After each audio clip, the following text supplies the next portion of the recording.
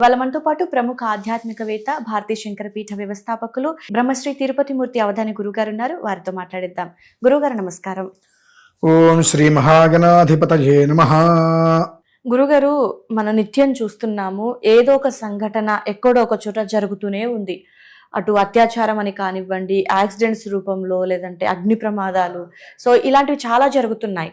So ఈ ప్రమాదాలన్నీ జరుగుతున్నప్పుడు దేవుడు అనేవాడు ఒకడు ఉన్నాడు, మనం నిత్యం దైవారాధన చేస్తున్నాము, దేవుడు ఉన్నాడని గట్టిగా మనం బిలీవ్ చేస్తున్నాం. కానీ మరి దేవుడు అనేవాడు ఉన్నాడు అని అనుకున్నప్పుడు, నమ్మినప్పుడు మరి దేవుడు వచ్చి ఆ ప్రమాదాన్ని ఆపేయాలి కదా, ఎందుకు ఆపట్లేరు? అంటే మళ్ళీ ఇందులో ఇంకొక పాయింట్ కూడా ఉంది. కర్మానుసారైనా కర్మని మాత్రం దేవుడు కూడా తప్పించలేడు అంటారు. అంటే వాళ్ళ కర్మ అలా చావాలని రాసిపెట్టి ఉండటం వల్లే వీళ్ళు అలా అవుతున్నారా, లేదంటే అనుకోకుండా జరిగిందా? ఒకవేళ అనుకోకుండా జరిగితే కర్మ లేకుండా ఈ అమ్మాయికి ఎందుకు అలా జరగాలి? సో ఇదొక పెద్ద ప్రశ్నగా మిగిలిపోయింది గురుగారు. దీన్ని ఒక్కసారి క్లియర్ గా మాకు వివరిస్తారా? తప్పకుండా. యోగో ధ్యానం సదా సాంఖ్యం విద్యా శిల్పాధికర్మ చ ఏవచ. రెండు. ఇందులో ఇప్పుడు మీరేమన్నారు? భగవంతుడు ఉన్నాడు కదా, ఇన్ని ప్రమాదాలు ఎందుకు జరుగుతున్నాయి? చాలా బాగుందండి. ఇన్ని ప్రమాదాలు జరగడానికి కారకులు ఎవరు? మానవులే.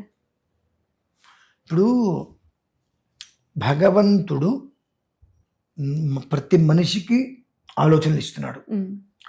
విమానం కనిపెట్టింది భగవంతుడు కాదుగా, మనిషి. పెద్ద పెద్ద షిప్లు కనిపెట్టింది మనిషి. ఒక పిన్నీస్ కనిపెట్టింది మనిషి.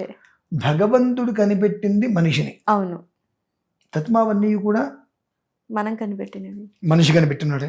అంటే మనిషికి విజ్ఞానం ఉంది. వినాశనకారుడు మనిషే, విజ్ఞానకారకుడు మనిషే. దీంట్లో భగవంతుని ఎందుకు తీసుకొస్తారండి? అసలు తీసుకురావాల్సిన అవసరం ఏముంది? ఎందువల్లనంటే నీకు మంచేంటో చెడేంటో నీకు తెలిసి నువ్వు చేస్తున్నావు. నీకు తెలిసి నువ్వు చేసి ఒక మనిషిని హింసిస్తున్నది మరొక మనిషి. సో అది నీకు తెలిసి నువ్వు చేసి ఇది చెయ్యకూడదు, చేస్తే కరెక్ట్ కాదు అని తెలిసి క్షణికావేశంలో నువ్వు చేస్తున్నావు. నువ్వు కంట్రోల్ తప్పి దీనికి భగవంతుణ్ణి ఎలా నిందిస్తున్నారు? ఏ రకంగా నిందిస్తున్నారు? నిందించడానికి భగవంతుడు ఏ రకమైన కారకుడు అయ్యాడు? ఇప్పుడు బాగుంది, మొన్న విమానం ఎయిర్ ఇండియా అనుకుంటే విమానం ఏదో యాక్సిడెంట్ అయింది, ప్రమాదం. అందులోంచి ఒక మనిషి మాత్రం బ్రతికాడు.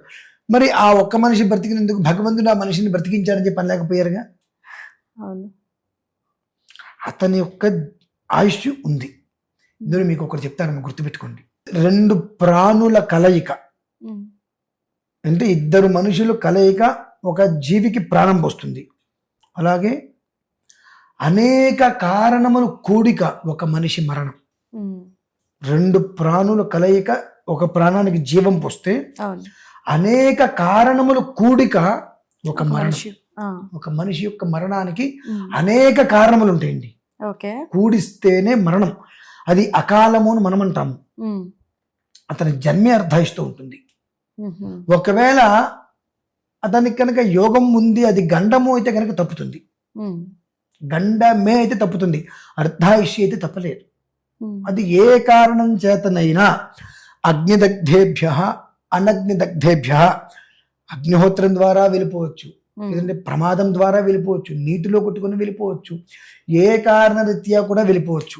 ఇవి కర్మానుసారంగా, బుద్ధి కర్మానుసారేణ అనేటువంటి కొన్ని ఉంటాయి. ఆ కర్మానుసారంగా అవి నడుస్తాయమ్మా. దీనికి భగవంతుని మనం ఏ కారణం చేత నిందిస్తున్నాము అనేటువంటి దానికి మీరు సమాధానం చెప్తారా? చెప్పలేరు. దానికి సమాధానం ఉండదు. కాబట్టి అసలు కొంతమంది ఏది తోస్తే అది మాట్లాడేసేస్తారు దీని మీద. కానీ బస్సు తోలుతుంది ఎవరు? మనిషి. అదేంటంటే మరి ప్రతి కారు యాక్సిడెంట్ అయిన కారు కానీ, యాక్సిడెంట్ అయిన బస్సు కానీ దేవుడి విగ్రహాలు ఉంటాయి కదా. మరి ప్రతి బస్సు యాక్సిడెంట్ కావాల్సిందేగా. దేవుడి ఫోటో ఉన్న ప్రతి బస్సు యాక్సిడెంట్ కావాల్సిందే కదా. అన్నీ ఎందుకు కావట్లా? కొన్ని మాత్రమే జరుగుతాయి. మరి ఎందుకు అవుతున్నాయి? కర్మానుసారేనా చెప్పాక అనేక కారణములు కూడిక మరణం. ఒక మనిషి మరణం, ఒక మరణం. కానీ అందరిది ఒకేసారి అంటే అంతమందికి ఆయుష్ అర్ధాయుష్యే అనుకోవచ్చు అంటారా? ఇప్పుడు వినాశకాలే అనేటువంటి వచ్చినప్పుడు అందరూ ఒకే చోట చేరతారు, ఒకే గొడుగు కింద. నా చిన్నప్పుడు ఇది మీకు చాలా ఉపయోగపడుతుంది, గుర్తొచ్చింది చెప్తున్నాను. నా చిన్నప్పుడు నాకు 9 ఏళ్ళు 10 ఏళ్ళు ఉంటే ఇంచుమించుగా మా ఊరు వైపు ఒక దేవాలయం ఉంది, ఒక దేవాలయం ఉంది. ఒక శిథిలావస్థకు వచ్చేసింది. దాని కింద ఎవరిని ఉండద్దు అన్నారు. కానీ అందరూ అదే దేవాలయం కింద చాలా మంది ఉన్నారు. ఎంతమంది? ఒక 30 మంది ఎంతమంది అదే దేవాలయం కింద అన్నారు. ఆ దేవాలయంలోకి ఒక పిల్లవాడు కూడా వచ్చి ఉన్నాడు అక్కడ. ఇక్కడ కర్మానుయాయము అనేటువంటిది ఆ పిల్లవాడికి పరిపూర్ణమైన ఆయుష్ ఉంది. పరిపూర్ణమైన ఆయుష్ ఉంది. ఆ పిల్లవాడు అక్కడే ఉన్నాడు. ఆ పిల్లవాడు అక్కడ ఉన్నంతసేపు అందరికీ కూడా ఆయుష్ నిలబడింది. అందులో ఉన్న వాళ్ళందరూ అర్ధాయుష్యులు కాదు, ఒక రకమైనటువంటి గండం. ఆ గండాన్ని తప్పించేటువంటి భాగ్యం కూడా భగవంతుడు ఇస్తాడమ్మా. వర్షం తగ్గింది, అందరూ బయటకు వచ్చేసారు. ఆ పిల్లవాడు కాసేపు అక్కడే ఉండి తర్వాత ఒక అరగంటకి ఆ పిల్లవాడు బయటకు వచ్చాడు, అది కూలిపోయింది కిందకి. ఇప్పుడు చెప్పండి, మరి ఇంతమందిని కాపాడన్నాడు ఆ పిల్లవాడు అయ్యాడుగా. ఆ పిల్లవాడు అక్కడికి రాకపోతే అది కూలిపోయేది కదా. ఆ పిల్లవాడు అక్కడ ఉండబట్టి అది ఆగింది. వీళ్ళందరూ బయటికి వెళ్ళిపోయారు. ఈ పిల్లవాడు కూడా ఒక అరగంట ఎంతో ఉంది, బయటకు వచ్చేసాడు. అప్పుడు అది కూలిపోయింది. అప్పటి వరకు ఎందుకు నిలబడింది?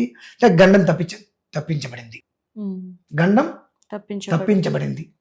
సో మరి ఈ గండం తప్పించబడింది కదా, మరి దీనికి భగవంతుడు ఆ రూపంలో ఆ పిల్లవాడిని అక్కడ తీసుకొచ్చి పెట్టాడు. వీళ్ళందరికీ గండమే కాబట్టి ఆ గండాన్ని తప్పించేటువంటి ప్రయత్నంగా భగవంతుడు ఆ పిల్లవాడిని అక్కడ తీసుకొచ్చి పెట్టాడని చెప్పి అన్నారు ఎవరైనా? అనలేదు. ఒకవేళ ఆ పిల్లవాడు అక్కడికి రాలేదు, అది కూలిపోయింది. గుళ్ళో వర్షం వస్తుంటే గుడి కింద నిలబడితే ఆ గుడి కూలిపోయి మనిషి చనిపోయారని చెప్పి దేవుడికి ఏక నిందా? మనం ఎన్ని వెధవ పనులు చేసుంటే అకృత్యమైన మరణం వస్తుందండి. ఎన్ని చేయరాని పనులు, భక్షణ, అభోజ్య భోజన, అలేహ్య లేఖన, ఇటువంటి చాలా ఉంటాయి. మంచం మీద కూర్చుని తినకూడదు, మంచం మీద కూర్చొని తాగకూడదు. ఇవి అనేక రకాలు ఉంటాయి. తెల్లవారులేసి చేసేవన్నీ పాపాలేగా. మరి ఈ పాపాలన్నిటికీ కూడా శిక్ష ఉంటుందిగా. ఇందాక ఏమన్నా మీకు అనేక కారణముల కూడిక దుర్మరణము అనేటువంటిది. సహజ మరణం కాదమ్మా, అది ప్రమాదవశాత్తు కావచ్చు, అగ్ని ప్రమాదాలు కావచ్చు, ఇవన్నీ కూడా అనేక కారణముల యొక్క కూడికే నీకు ఏర్పడింది. దానికి నువ్వు భగవంతుణ్ణి ఏ రకంగా నిందిస్తున్నావు? అదేంటండి అంటే అత్యాచారం జరిగింది, చేసింది ఎవరు? మనిషి. వాడికి విచక్షణ తెలుసుగా, తెలుసు. కానీ ఆ విచక్షణ వాడు కోల్పోయాడు. విచక్షణ కోల్పోయాడు అంటే వాడికి ఒక కోపం, ఆ కోపంలో వాడు ఇంకో పని చేయట్లేదుగా. అంటే ఏంటి? నేను ఏదైనా చేస్తే వాళ్ళకి ప్రమాదం జరిగితే నా కుటుంబం కూడా నష్టపోతామనేటువంటి విచక్షణ లేదుగా వాడికి. అటు నష్టపెట్టాడు ఇంకొక అమ్మాయిని, ఇతను వీడి జైలుకి వెళ్ళాడు, వాడి కుటుంబం నష్టపోయిందిగా. దీనికి అసలు నాకు అనిపిస్తుంది, జరిగే ప్రతి దానికి భగవంతుని మీరు ఎలా తీసుకుని వస్తున్నారు? చేసేదంతా మనిషే. ఎందువలన? భగవంతుడి సృష్టి మనిషి, ప్రపంచం మొత్తం ఇప్పుడు మనిషి సృష్టించిందే కదండి. అంటే ఇంత విజ్ఞానం మనిషికి ఉందిగా, అంతటి వివేకం ఉందిగా, కానీ అంతటి వినాశనం కూడా వాడి దగ్గర ఉందిగా. దాన్ని మంచి అనేటువంటి పదానికి మీరు ఎందుకు ఉపయోగించలేకపోతున్నారు? చెడు అనే 2 అక్షరాలని ఎందుకు ఆకర్షిస్తున్నారు? కానీ ఇంతటి ఆకృత్యం జరుగుతున్నప్పుడు ఒక అమ్మాయి విషయంలో ఎస్పెషల్గా మరి గాడ్ సేవ్ చేయొచ్చు కదా. ఇప్పుడు భగవంతుడు ఎప్పుడూ ఎక్కడ ఎవరిని ప్రేమించడండి. సంచిత పాపములోనుంటాయి, అవి తిరిగి ఉండవు. ఇంకా ఆ పాపాలకి నిష్కృతి లేదు. ఆ నిష్కృతి లేని పాపాలు ఏవైతే ఉంటాయో అవి మొత్తం మీద మనకు ఆ మనిషికి 7 జన్మలు వెంటాడతాయి. అంటే మనం గత జన్మలో నిష్కృతి లేని పాపములు, సంచిత పాపం అంటే ఆ పాపానికి ఇక నిష్కృతి లేదు, అనుభవించడం ఏదో ఒక రూపేణ. వాళ్ళు ఆ సంచిత పాపాన్ని తొలగించుకోలేకపోతారు కాబట్టి 7 జన్మల పాటు ఏదో ఒక రకంగా అత్యంత బాధాకరమైన మరణమే సంభవిస్తుందండి ఆ పాపముల చేత. అత్యంత బాధాకరమైనటువంటి మరణం లేదా అత్యంత చిత్రహింస గల జీవితం ఏర్పడుతుంది. ఇదంతా కూడా మనము చేసిందే మనం అనుభవిస్తూ ఉంటాం. కొంతమంది ధనవంతుల్ని చూడండి, మందిని బాగా అన్ని రకాలుగా ఇబ్బంది పెట్టేసేసి సంపాదించేస్తారు.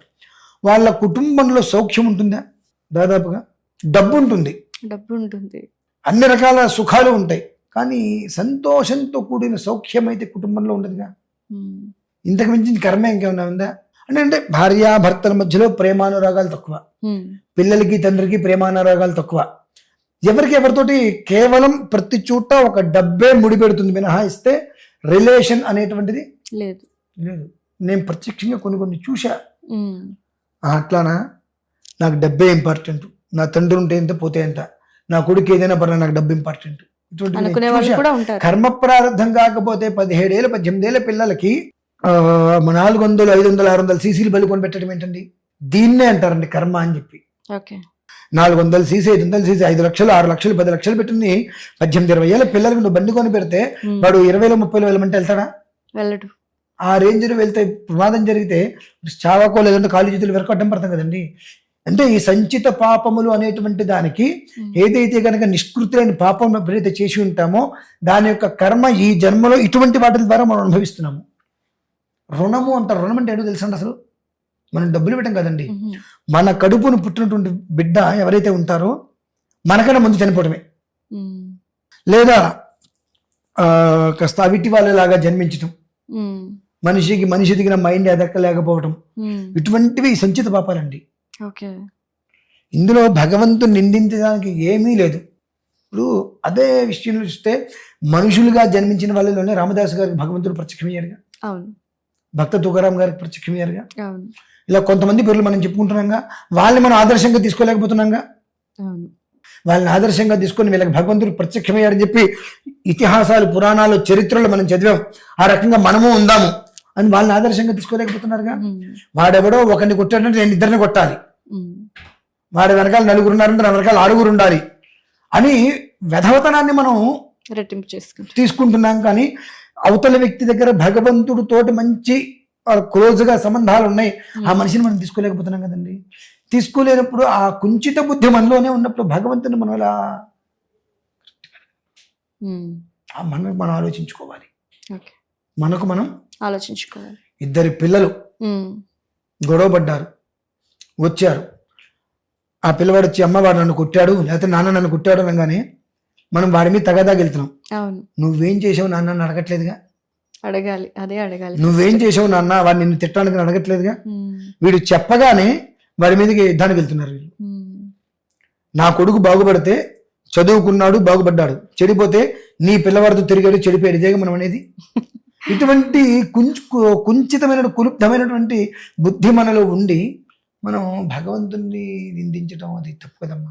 అది ఎంత పాపం. ఇంకా చేసే ప్రతి చర్యకి కారణం మనమే, ప్రతి నాశనానికి కారణం మనమే, ప్రతి అకృత్యానికి కారణం మనమే, ప్రతి దౌర్భాగ్యానికి కారణం మనమే. మనుషులే కదా మనిషి. ఇప్పుడు సరదాగా మీకు ఒక మాట చెప్తా, మనిషికి ఉండేటువంటి వికారమైన బుద్ధి గురించి. నాకేమనిపిస్తుంది తెలుసమ్మా, ఒక మనిషి ఒక జంతువుని ఎంత వికృతంగా కిరాతకంగా చంపుతాడు. అది వెలువెల్లాడిపోతున్నా సరే, అవునా? ఆ నొప్పి వీడికి తెలియదు కదా. వీడిని చెట్టుకు కట్టేసేసి కాళ్ళు చేతులు అదే బ్లేడ్ పెట్టి అలా కోసి ఉప్పు కారం పెడితే వీడికి ఎలా ఉంటుందండి చెప్పండి. నువ్వు చేసింది కర్మప్రార్థం. ఒక మేక చనిపోతే దాన్ని తినరు, ఒక మేకని చంపి తింటారు. చనిపోతే మేకని తినరు, చంపి మేకని తింటారు. ఇటువంటి విషయాలు నా దగ్గరకు వచ్చినాయండి. ఏమండి 4 కాళ్ళ జంతువులు అవన్నీ చాలా ఉంటాయి, మరి మేకని తింటే ఏమీ లేదు, ఆవుని తింటేనో గేదెని తింటేనో మీరు ఎందుకు ఫీల్ అవుతున్నారు?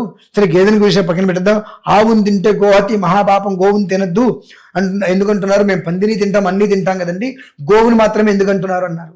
వీళ్ళకి ఏం సమాధానం చెప్పాలండి? నేను ఒకటే అన్నా, గోవు అనేటువంటిది 3 కోటి దేవతలు అందులో ఉంటారు.